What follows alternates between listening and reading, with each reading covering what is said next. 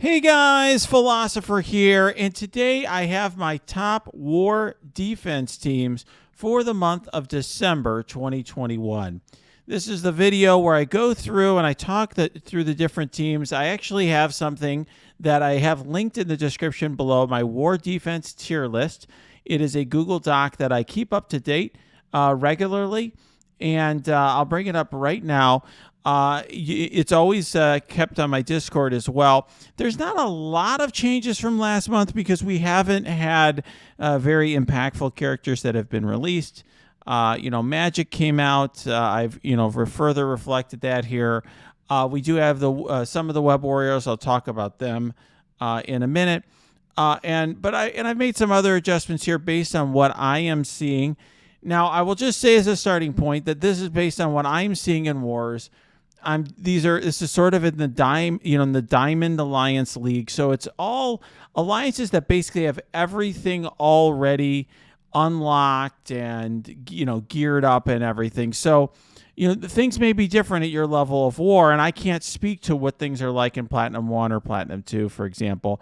But what I have, from talking to a lot of you on my Discord and elsewhere in Twitch and so forth, what I've gathered is that what I usually see is often kind of a month or 2 or 3 before what appears in lower divisions. In other words, because the people in the division I'm in often build things very quickly, sometimes what happens is, in another division, you'll start seeing kind of the ripple downs of some of these teams in the future. So this may be a way of helping you even, no matter what area of war you're at. Obviously, you have to translate it to the teams you do have, because obviously the size of these teams matter, right? So if your heroes for hire are in blue gear or purple gear, they're not going to perform the same way they do if they're in teal gear, right? So that's just common sense. So that certainly impacts things here. So regarding the meta, bottom line is that the meta at the top is largely unchanged, and there's a real dynamic here where, first of all, Heroes for Hire is kind of in a league of its own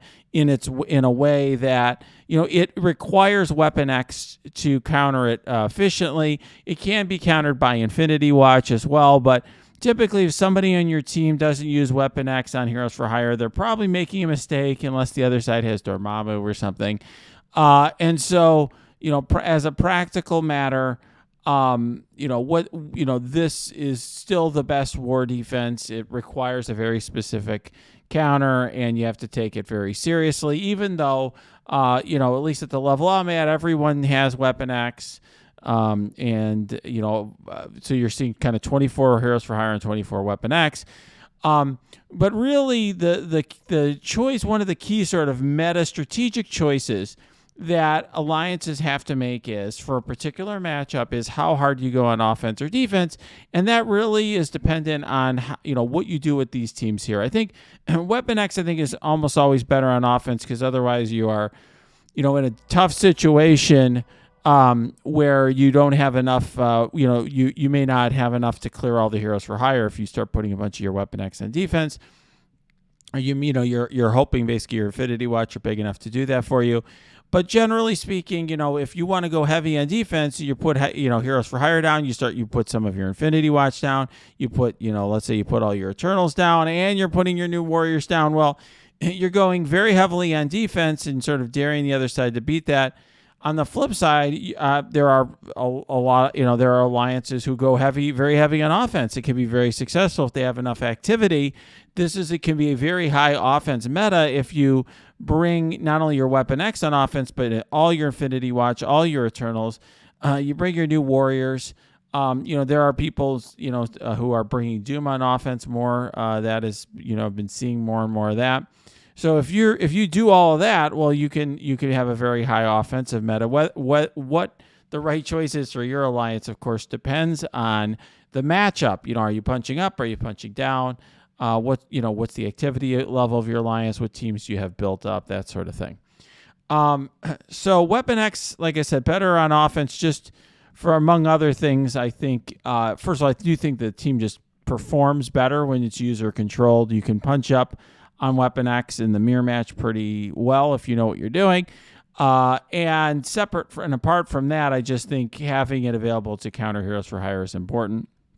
Infinity Watch, I still see this mostly on offense, but it's very good on defense, and it definitely requires a serious counter, whether that counter is going to be Eternals or it's going to be the mirror match or something like that.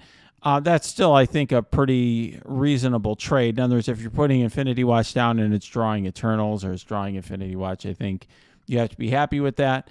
Eternals, I really didn't know where to put on this list because there are three different, there are three other characters here, right? And so, I've seen the whole gamut of characters with the Eternals. You could have the, it's very popular for people to just throw their excess garbage down with the Eternals, where you'll see some of the stuff you'll see in Arena. People throw down Loki or Cable or whatever. I've seen people throw stuff like Drax and, just random, the typical random characters that they might throw down that are kind of leftovers. And then I've seen people put them down with like Inhumans. I've seen people put them down with Brotherhood. I've seen people put them down with Doom and New Warriors and all sorts of stuff. Well, obviously if you're putting them down with these awesome 3rd, 4th, and 5th characters, where it's the Eternals, Surfer, Emma, Doom, well, that's a lot better of a team than putting him down with, Drax, Loki, and Cable. And so, realistically, I don't know exactly where to rate this on this list. So you just have to take into account how good the team is around them. Okay. Similarly with the New Warriors. Now I will say New Warriors plus MSA plus Surfer is a really, really difficult team to beat. Generally it's countered with Shadowland, but you better have your hanger up. So the reason that works, just so everyone understands that, and why Shadowland continues to be such an important team. Even at this stage, they've been out for quite a while, and the reason Shadowland is so useful against that team is that first of all, Moon Knight gets additional 20% speed bar if this character has deflect. So if you have hanger, he starts with deflect and he gets 20% speed bar, so he goes super fast. And then there's this ability where Night Nurse flips 3 negative effects on herself and the whole team. So let's say cloaks you in debuffs, well, you just flip them all with her. So because of that, this team is certainly beatable, but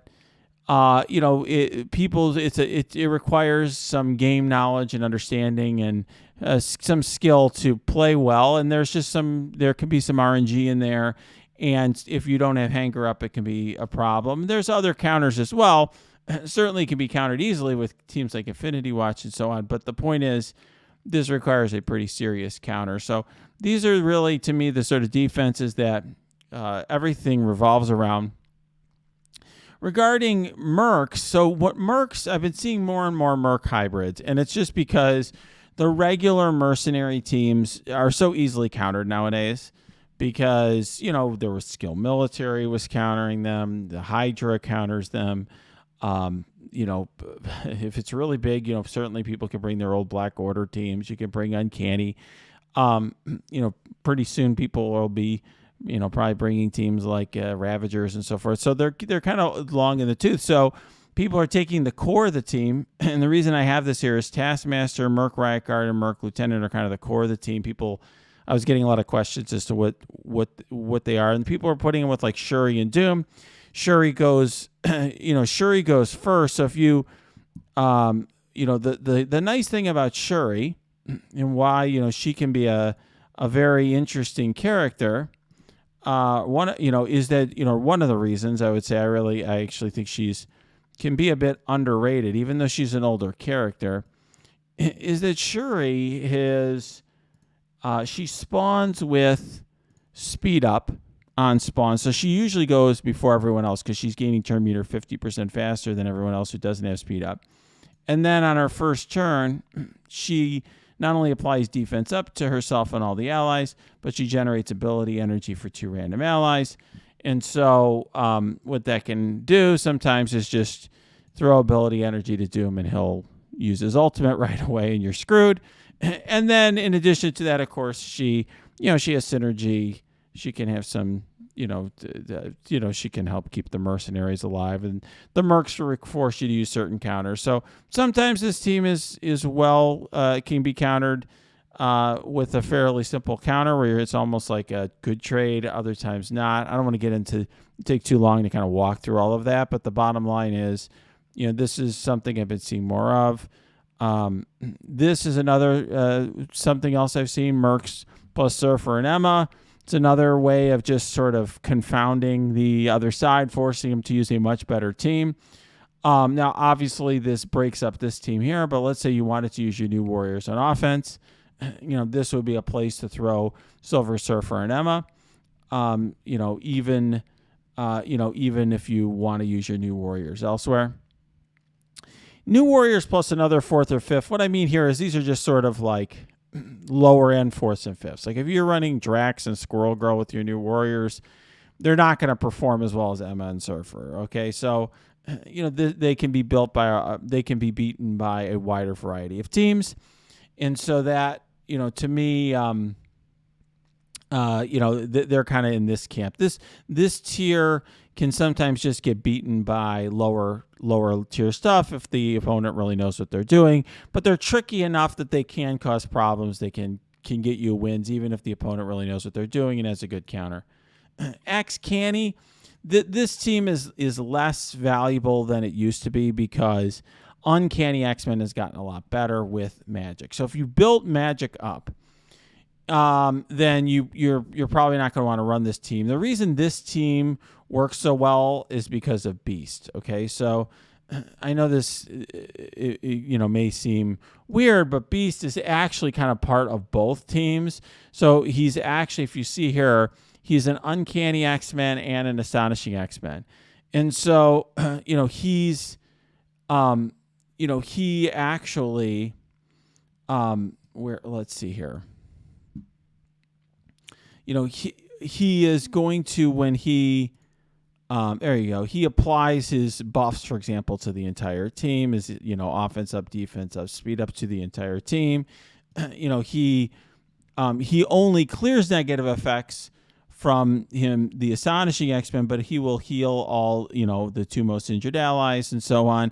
So he does, I think, benefit both sides. He kind of helps tie this entire team together. And it's nice if you have a built-up Astonishing X-Men, a built-up Uncanny. You don't need them both. You could afford to kind of split up both teams to make a stronger hybrid. This team is certainly stronger than the other two hybrids. But most players need to use their X-Men somewhere. I actually hear a lot of times from players in like Platinum 1 that X-Men are the most important war team for them because they have massive X-Men for raids, and they don't have as big teams elsewhere, which I totally understand. Obviously, the size of the team totally matters, and if you have a massive team, that's going to always outperform a team that's under geared. But this team I think is interesting. It may be useful to you at some point, but I'm seeing less of it now that Magic is out. At my level, a lot of people have built Magic up to run her with the Uncanny X-Men. So here we get to sort of the best other Doom teams, Uncanny X-Men and Brotherhood Doom. I've really debated. I thought about putting this one a little lower. For right now, it's been tricking people a little bit. And this may drop down as people get more used to it, to this tier. I mean, the Doom teams are still, they can occasionally create issues for people, but I think people have figured out how to beat these teams.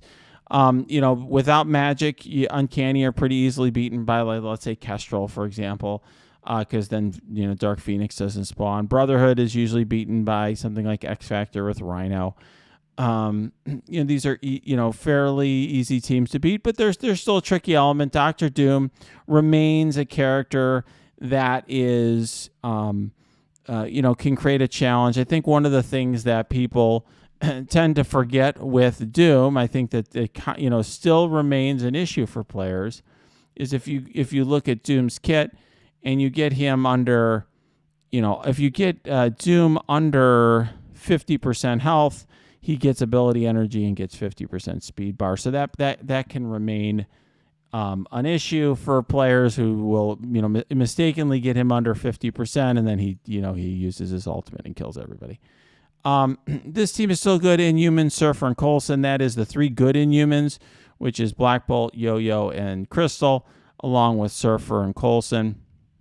This is for people who don't have Omega Red. Weapon X, just without him, is kind of in this category. They don't really have a lot of clearing of buffs, and they got other weaknesses. So, I would say Emma's the best fifth for them, but they're just kind of in this tier as well. This is Uncanny X-Men. I should probably put here with Magic. This is assuming you have Magic there at this point. I have them above Black Order. The Uncanny X-Men without her are considerably lower. I guess I could reflect that here at some point. Put them down here somewhere. I moved down Black Order because I just think they're too easily countered at this point. I mean, they are, Uncanny X-Men with Magic actually beat them, reliably. So and more teams are on the way that beat them. So I moved them down. I've actually moved them below Uncanny with Magic. I've found that my Uncanny with Magic get more wins just because people aren't used to the fight, whereas I think everyone's fought Black Order enough times. If you're an experienced player, I should say, you fought Black Order enough times that you know how to beat that team. Secret Avengers I have down here because the team is very easily, you can easily game that team on defense because Maria Hill summons. Usually people are using Fury with the team. He also summons. And so you just use, whether it's, Axemen or symbiotes or something, you just use some team that gets turn meter off of, hurting the summons, and then you easily beat it. Astonishing X-Men are another team that's really better used on offense. Even if you have a big team, I find that they don't perform as well on defense. But they are, they certainly lose to a lot of. There's a lot of teams that can pretty easily punch up on them. Let's say Shadowland or something. But it's a viable defense. It's a reasonable defense. When I say here other Doom defenses, what I just mean are defenses that don't have anything tricky, that are just a bunch of slow characters like Marauders with Doom. I mean, you can beat that with symbiotes. So because Doom puts out these Doom bots every turn, if you don't have some way of stopping, let's say the symbiotes, they'll just come and kill your Doom bots, get a bunch of turn meter, and easily defeat Doom. Kestrel Shield, another team I just think is a bad use, where they just throw Nick Fury, Coulson, Kestrel, and a couple minions. That's a pretty bad use of Kestrel. I think she's much more helpful on offense. And this is the Marauders. If you're willing to break up your Weapon X, or you don't have Weapon X, this is they're much better now with Sabretooth's extra damage. This is Mercenaries with Korath and Ultimus. Assuming you have a big Ultimus, if you have a big enough Ultimus, this can defeat Skill Military, because it's not that hard to get 6 or 7 red stars in your Ultimus with the Dark promo credits, and then he gets all this turn meter from his kit when someone gets taunt, and so he can just go after Red Guardian and delete him. But that depends on having a big Ultimus, and bigger than the other side's Red Guardian. It probably doesn't work at a lot of people's levels. All right, and then we're getting to kind of the dredges here. Now you're going to know, Wave 1 Avengers with Black Widow, it's kind of an old team. You can see the symbiotes. I'm not going to go through all these. You can find them on the list that's linked below. But I do want to talk a little bit about Hero Brawlers with Web Warriors. So you may be saying, like, hey, Philosopher, wait, the Web Warriors are a new team. Why do you have them so low? They're not that good outside of raids. Just in general, I think the Web Warriors aren't that great. We only have a few of them in the game right now. So people are like I see them like, people now have Psylocke free sometimes that they've built Magic, so they'll throw her with like Miss Marvel and Squirrel Girl and whatever. Sometimes they'll throw in Spider-Man Miles, or they'll throw in Spider-Gwen or whatever. Ghost Spider. They're just not that good. And I'll just tell you, I'm just going to give you a preview. If you have the full Web Warriors team, on defense, it's going to get rolled by here's an example on the test server. I used Supernatural on a punch up against the full Web Warriors team just to show you it was trivial for me to defeat the team. Okay, I didn't lose anybody, and as you can see, this is a screenshot I took right before I defeated the team. It's just they rely a lot on dodges, which also is punishing here. But I mean, they don't have really a cleanse. They're very easy to defeat if you know what you're doing. So I don't have a lot of hope for this team on defense.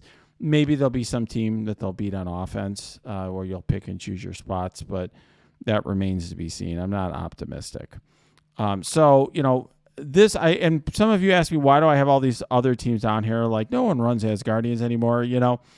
I was getting enough questions from people who had different levels of war. I want to try to make content for everyone, and they aren't sure, how some of these older teams fit in. So this is my effort to try to create content that works for all players, because that's what I'm trying to do. I can't go beyond my perspective, and I acknowledge the limitations of it, but hopefully this can provide some value to a wide range of players. All right, guys, if you like this video, smash that like button, subscribe to this channel. If you have any comments or questions, leave them below. I'm going to be updating this, this upcoming month as we get new teams. So definitely interested in your thoughts, what you're seeing. You can also go to my Discord. That's linked below. We have a lot of great conversations there. You can also go to my Twitch stream, which is linked below. And then I also would encourage you to support our channel by using the link below to purchase Amazon coins. Don't use another link or another way of doing it. If you use this link, it does support our channel, and I would appreciate that very much.